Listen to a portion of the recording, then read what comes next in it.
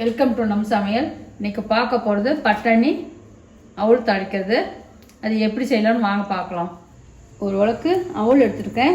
ஒரு பாத்திரத்தில் கொட்டி 2 தடவை வாஷ் பண்ணிவிட்டு வந்துடலாம். 4 தடவை வாஷ் பண்ணி எடுத்துகிட்டு வந்திருக்கேன். இது 1/2 ஸ்பூன் உப்பு போட்டுக்கலாம். மஞ்சத்தூள் 1/4 ஸ்பூன்.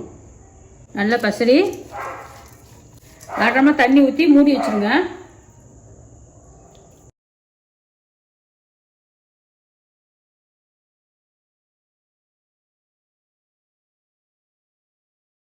இது 3/4 மணி நேரம் ஊறட்டும். தட்டு போட்டு மூடி வச்சுருங்க.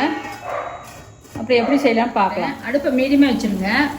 1 ஸ்பூன் எண்ணெய் ஊற்றிட்டு கடுகு உளுத்தம்பருப்பு போட்டு 2 பச்சை மிளகா கீரி போட்டுருங்க. கருவேப்பிலை கொஞ்சம் போட்டு வணக்கிட்டு 2 பெரிய வெங்காயம் நீட்டின வாக்கால் அரைஞ்சி போட்டுருங்க. 1/4 ஸ்பூன் இஞ்சி பூண்டு போட்டுருங்க.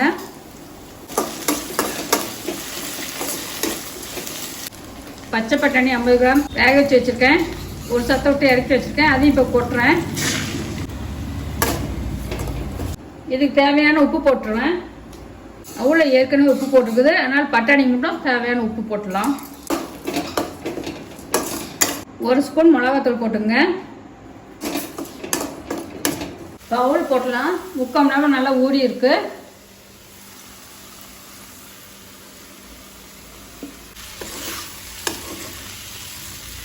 நல்லா கிளறி விடுங்க.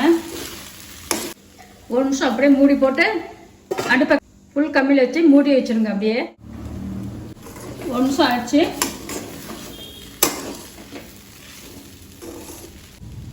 மேலே கொஞ்சம் கொத்தமல்லி தூவி ஆஃப் பண்ணிவிடுங்க. பட்டாணி அவல் ரெடி ஆகிடுச்சு. வீட்டில் செஞ்சு பார்த்துட்டு எப்படிங்க கமெண்ட்டில் சொல்லுங்கள்.